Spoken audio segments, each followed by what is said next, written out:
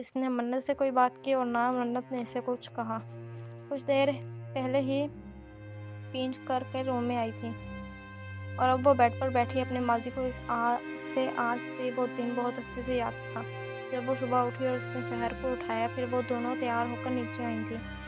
تو یہ تب کی بات ہے جب منت سیکنڈ ایئر اور سحر میٹرک میں تھی۔ البتہ ہانیہ اپنی تعلیم کو مکمل کر چکی تھی، یعنی اس نے FSC سے کر لی تھی۔ منت کا بھی یہی آخری سال تھا کالج میں۔ بے شک پڑھائی سے بے حد لگاؤ تھا، مگر وہ جانتی تھی اس سے آگے وہ نہیں پڑھے گی۔ خیر وہ دونوں نیچے آئیں تو منت نے سحر کو جا کر امان کو جگانے کا کہا۔ تب اس کی شادی بھی نہیں ہوئی تھی، وہ آفس لیٹ جاتا تھا، پینو ڈرائیور کے ساتھ بھیجنا کسی کی قبول نہیں تھی، تو وہ روزانہ امان کے ساتھ ہی جاتی تھی۔ ابھی سحر اسے بلانے جاتی تبھی سولار میٹر پول سے اترتا دکھائی دیا۔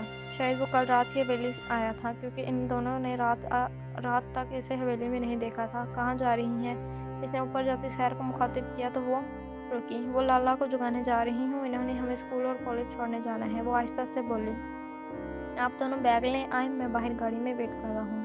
وہ منت کو گہری نظروں سے دیکھتا سحر سے مخاطب ہوا۔ جی لالا، سحر کہتی ہوئی منت کے قریب آئی، پھر دونوں ہی بیگ لے کر اس کے پیچھے آئی تھیں۔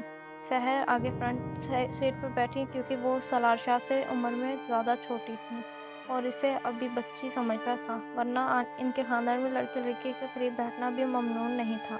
راستے میں سالار ان کی پڑھائی کے متعلق چھوٹے موٹے سوال پوچھتا رہا اور سحر ہی اس کے جواب دیتی رہی۔ منت کا کوئی ضروری ٹیسٹ تھا تو وہ اسی میں ہی مصروف تھی۔ لالا نے پہلے سحر کو اس کے اسکول ڈراپ کیا، پھر منت کا کالج اس سے تھوڑے فاصلے پر ہی تھا۔ اس سفر میں ان دونوں کے بیچ بالکل خاموشی چھائی تھی۔ سارا دن اس کا پڑھائی میں ہی گزر گیا تھا۔ ان کا کالج میں 5 دوستوں کا گروپ بنا ہوا تھا۔ منت کے علاوہ ان سب کے گھرانے بہت اوپن مائنڈڈ تھے، تو کبھی کبھار منت ان سب میں خود کو مس فٹ محسوس کرتی تھی۔ بات یہ نہیں تھی کہ وہ خود کو کمتر سمجھتی تھی، بلکہ وہ تو خود کو ان سب سے الگ اور انوکھا سمجھتی تھی۔ سالار اسے کالج ڈراپ کر کے واپس چلا گیا تو منت اندر بڑھی، لیکن وہ سب اکثر ساتھ شاپنگ پر جانے کا پروگرام بنا لیا کرتی تھی، جو منت جانتی تھی کہ اسے اجازت ملنا مشکل ہی نہیں ناممکن تھی۔ کبھی وہ ایک دوسرے کو ٹریٹس دے رہی ہوتی تھی، کبھی کسی کے گھر کوئی پارٹی ہوتی۔ منت کا بھی دل کرتا تھا وہ ان کے ساتھ جائے، مگر وہ اپنی لمٹس اچھے سے جانتی تھی۔ آج بھی ان میں سے ایک امل کی برتھ ڈے تھی۔ منت نے امان سے کہہ کر کافی ساری قیمتی تحفے بھی منگوائے تھے، جو اپنے ساتھ تو نہیں لائی، مگر اس نے ڈرائیور کے ہاتھ صبح ہی پھول اور تحفے نمل کے گھر بھجوا دیے تھے۔ جو بھی ان پانچوں میں دوستی تھی کافی تھی۔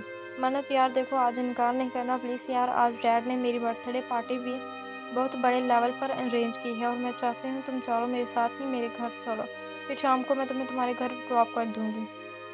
کمل اس کے پاس بیٹھتی بولی تو منت رسمی سا مسکرائی۔ سوری نمل، تم جانتی ہو نا میری فیملی کو مجھے کبھی پری پرمیشن نہیں ملے گی، تو تم ان تینوں کو لیتی جاؤ، میرا آنا ممکن نہیں۔ اس نے سادہ الفاظ میں ہی انکار کر دیا تھا۔ منت دیکھو، یہ ہمارے کچھ ہی منتھ ہی بچے ہیں ساتھ، اب بھی تم نہیں بدلی، تم کہو تو میں بات کرتی ہوں انکل سے، اینڈ آئی ایم شور میں انہیں منا لوں گی، وہ اصرار کرتی ہوئی بولی۔ تب منت نے ہونٹ دانتوں میں دباتے اسے دیکھا۔ اب اتنی دفعہ انکار کرنا بھی مناسب نہیں لگ رہا تھا اور وہ جانتی تھی بابا سائی نے اس حرکت پر بہت ڈانٹنا تھا۔ تم رہنے دو، تم یوں کرو مجھے اپنا سیل دو، میں خود ہی مورے سے بات کرتی ہوں۔ ہوپ سو وہ مان جائے گی۔ منت جانتی تھی کہ امل اپنا میل کالج ساتھ لاتی ہے۔ سیل تو اس کا بھی تھا، مگر اسے کالج لے جانے کی پرمیشن نہیں تھی۔ امل نے بھی فوراً خوش ہو کر اپنا سیل اسے دے دیا۔ وہ میل لے کر ایک طرف گئی اور اس نے کانپتے ہاتھوں سے نادر شاہ کا نمبر ڈائل کیا۔ دوسری بیل پر ہی کال ریسیو کر لی گئی۔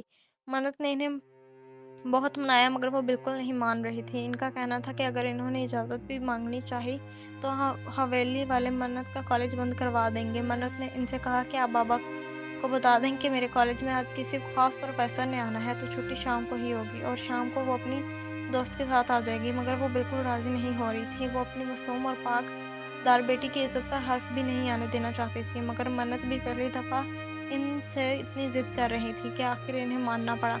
پھر انہوں نے منت کو کچھ خاص ہدایات کر کے فون بند کر دیا، تو منت کو تو یقین ہی نہیں آ رہا تھا کہ اسے اجازت مل گئی ہے۔ منت نے ان سب کو بتایا تو وہ بہت خوش ہو کر جھومنے لگی، مگر منت اس بات سے واقف اس کی ساری زندگی خوشیوں کے لیے ناسوار بن کر رہ جائے گی۔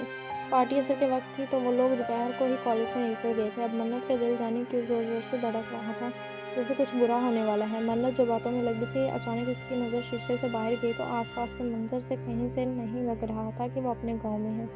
نمل کار ڈرائیور کہہ رہی تھی حالانکہ ان پانچوں کے گھر ہی گاؤں میں تھے، مگر منت سمجھ نہیں پا رہی تھی کہاں لے کر جا رہی ہے۔ نمل ہم کہاں جا رہے ہیں؟ وہ شیشے کے پار دیکھتی منت سے مخاطب ہوئی، جو مسکراتی ہوئی ڈرائیو کر رہی تھی۔ ڈارلنگ، مجھے مال سے کچھ چیزیں چاہیے تو ہم پہلے مال جائیں گے۔ منت کو جانے کیوں ان سب سے خوف سا محسوس ہو رہا تھا۔ نمل، آپ مجھے میری حویلی ڈراپ کر دیں پلیز، میری طبیعت خراب سی ہو رہی ہے، وہ سنجیدگی سے بولی۔ تو منت نے سپیڈ مزید بڑھائی۔ سارا چیک کرو یار، کیا ہوا؟ منت کو کرن مصنوعی فکرمندی سے طنزیہ لہجے میں بولی تو باقی تینوں نے قہقہے لگائے۔ وہ چیختی ہوئی بولی تھی مگر ان کو جیسے اثر ہی نہیں ہو رہا تھا۔ میں ضرور چھوڑ دیتی تمہیں یار، مگر وہ اصل میں نا، جب میں نے اپنے کزن کو تمہاری پک دکھائی، اس بیچارے کا تم پر دل آ گیا ہے۔ اس نے بہت منتیں کی تھیں میری کہ کسی طرح تمہیں کلب لے آؤں۔ جب وہ اچھے سے تم سے اظہار محبت کر لے گا تو میں تمہیں تو صحیح سلامت تمہاری حویلی ڈراپ کر دوں گی۔ اینڈ ڈیٹس آؤٹ، نمل کے الفاظ تھے، یہ ہتھوڑے جو منت کے دماغ پر برسے۔